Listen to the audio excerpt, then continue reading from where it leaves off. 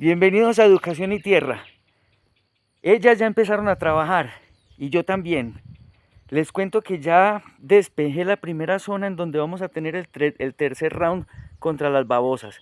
A ver si ya podemos sembrar la huerta. Una huerta regenerativa que vamos a hacer. ¿Qué hemos hecho hasta el momento?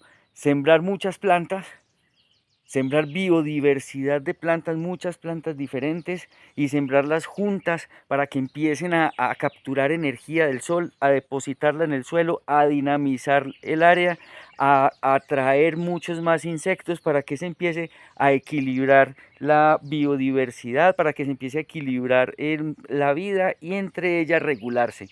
Entonces les voy a mostrar cómo quedó la zona en donde vamos a sembrar próximamente plantas de huerta, lo que nunca hemos podido sembrar acá. Ni lechuga, ni espinaca, ni zucchini. Ese tipo de plantas vamos a traer y vamos a sembrar algunas aromáticas y vamos a ver cómo nos va. Les voy a mostrar cómo quedó. Les voy a mostrar cuánta materia orgánica retiré, entre comillas, retiré porque ya mismo la volvemos a depositar dentro del área de cultivo. Todas las podas deben ir dentro del área de cultivo, eso es clave. Entonces les voy a ir mostrando. Estaba mucho más denso porque había mucho pasto. Lo único que quité fue el pasto, que es muy invasivo. De resto, lo que son planticas, arbences y espontáneas, todo eso se queda. Los tréboles, todo eso se queda. Por aquí tenemos un aguacate que le ha costado muchísimo. Acuérdense que en un suelo degradado es muy difícil o casi imposible tener plantas sanas. Tenemos esta hierbabuena que la despejamos, estaba muy tapada por el pasto. Esperemos que ahorita ya con más luz y con más aire circulando, todas estas plantitas empiecen a prosperar. Ya llevo un tiempo dejando materia orgánica sobre el suelo y eso va dinamizando mucho. Por aquí me encontré esta sábila, este aloe vera, que estaba también muy tapado. Vamos a limpiarlo. Esta plantica, este es un esqueje, una ramita que corté de un árbol que se llama vibornio y ya empezó a despertar. Abundante flor, una flor pequeñita pero atrae mucho las abejas. Más hierbabuena, pasto vetiver. Del pasto vetiver les cuento, el pasto vetiver lo tengo y se los recomiendo porque el pasto vetiver tira una raíz muy profunda y muy poderosa. El pasto vetiver lo utilizan para colocar en barrancos que se están cayendo por efecto de la lluvia y el vetiver lo para, empieza a acumular materia orgánica, se tiene muy duro al suelo por sus poderosas raíces y suelta el suelo. Además, se relaciona con muchísimos microorganismos y adicional, al tener unas raíces tan profundas, tan hondas, trae nutrientes desde las profundidades a donde las demás plantas no alcanzaban a llegar, sube esos nutrientes y nosotros con las podas y depositando las podas en la superficie de nuestro cultivo aprovechamos esos nutrientes profundos que trae el vetiver y los dejamos como nutrición para el resto de las plantas. ¿Listo? Sigamos. Entonces les muestro el vetiver, súper recomendado. Lo pueden podar por ahí 3 veces al año, 3 vecesitas al año, se poda bajito y toda esta hoja se coloca en el suelo. Alcanzamos a despejar esta manzanilla también. Todas estas plantas, todas las plantas que les estoy mostrando no están bien. Todas se están acomodando. Estas apenas son las pioneras que logramos sembrar y que aguantaron pues la visita de las babosas. Un esqueje, una ramita de menta, esta huele delicioso, una menta pequeñita, huele delicioso, da una flor pequeña blanca que atrae muchísimos insectos. Corté una ramita de una planta que vi por allí, corté una ramita, vine y la clavé y aquí viene ya, y aquí ya viene despertando. Al lado de esta manzanilla, al lado de este pasto vetiver, al lado de esta hierbabuena, al lado de los aloe vera, del vibornio. Esta planta, esta lineecita de plantas, acá pequeña de esta flor que es muy, muy pequeñita. Esta planta se llama copea y esta planta tiene la particularidad de que siempre está florecida, siempre está florecida y siempre tiene visita de insectos, abejas, mariposas. Entonces muy recomendada también para empezar y además muy fuerte y muy generosa, se expande, va sacando más hijos, más hijos. Entonces es muy buena porque acuérdense que cada planta que tenemos nos está inyectando energía en el suelo. Esta fue la materia orgánica que retiré, sobre todo pasto, como les dije, sobre todo pasto, como les dije, bastante. Y recuerden que todo lo que podamos vuelve como cobertura al suelo. Muy importante, todo vuelve como cobertura al suelo. Tenemos más aloe vera por aquí, no sé si se los había mostrado. Diente de león, todo se queda.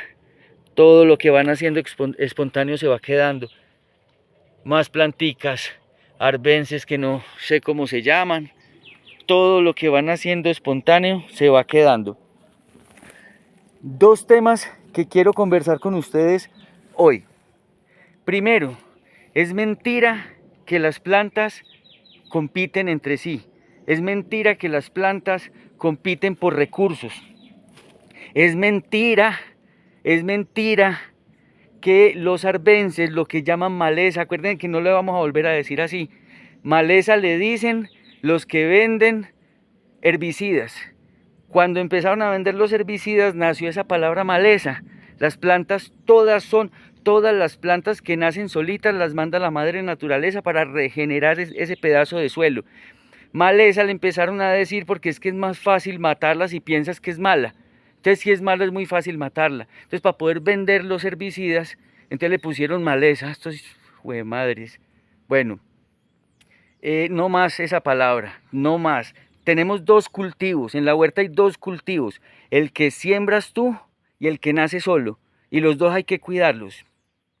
Las únicas plantas que compiten son las plantas iguales, las plantas igualitas, no es que comen lo mismo, crecen lo mismo, necesitan la misma cantidad de luz, esas son las que compiten, pero plantas diferentes no compiten, antes se colaboran entre sí. Y cuando llegan los microorganismos, que empieza la magia, empiezan a comunicarse y empiezan a transmitirse sustancias y empiezan a darse nutrientes y a darse vitaminas y a producir hormonas en beneficio de todo y alimentar a los microorganismos cuando tienes plantas diferentes. Uno. Y el segundo tema que les quería comentar hoy, muy importante para que lo tengan en cuenta, es que con estas prácticas que estamos haciendo, de tener plantas diferentes, de tenerlas pegaditas, de tenerlas cerquita, de irlas controlando con poda, de toda la planta que yo no haya sembrado, sino que salió solita por efecto de que ese es su banco de semillas, de que ahí estaba, o de que un pajarito me la trajo, lo que nazca ahí, lo único que necesito hacer es controlarle la altura. La clave para que trabajes con los arbences, la clave es que no superen el 30% de tu planta productiva. Si tu planta productiva es un tomate, o tu planta productiva es un pimentón, o un ají, o un maíz, o una flor, lo que sea, simplemente que el arbense que te están haciendo al ladito, o los que están haciendo al ladito, no superen el 30% de la altura. Y eso lo controlas podando. Y al podar generas pulsos hormonales. Al podar estás haciendo fertilización hormonal. Al podar y dejar la materia orgánica en el suelo, estás contribuyendo a cosechar agua, no perder agua por efecto de evaporación, a que la vida microbiológica prospere, a que encuentre refugio y alimento ahí, a que el sol directo no pegue sobre la superficie de tu cultivo, que eso es muy importante. Con estas prácticas de dejar la poda ahí, de tener biodiversidad, de tener densidad, de no romper mucho el suelo, si está muy duro y necesitas sembrar una plantica, rompe ahí ese pedacito y no más, para no arar y no tener el suelo descubierto. Todas estas prácticas generan algo que se llama síntesis proteica. Síntesis proteica es cuando las plantas están armando sus proteínas. Ahí en esos momentos, cuando nosotros tenemos nuestras plantas y nuestro cultivo en síntesis, lo tenemos en confort, las plagas, los insectos no pueden morder, no pueden masticar, no se lo pueden comer. No tienen, no, la planta no les está ofreciendo absolutamente nada. Cuando tenemos prácticas diferentes, cuando tenemos muchas plantas iguales sembradas, cuando tenemos el suelo descubierto, cuando tenemos el suelo compacto no retiene agua, no retiene oxígeno, las plantas no pueden explorar con sus raíces, la vida microbiológica no tiene cómo respirar, entonces en un suelo de esos, las plantas están en lisis proteica. Lisis es lo contrario a síntesis. Síntesis es armar y lisis es desarmar. Imagínense una proteína. La fotografía química de una proteína es una cadena y cada cadenita es un aminoácido. Las proteínas son secuencias de aminoácidos. La lisis proteica lo que hace es, la lisis es partir, lesionar, fracturar, dividir.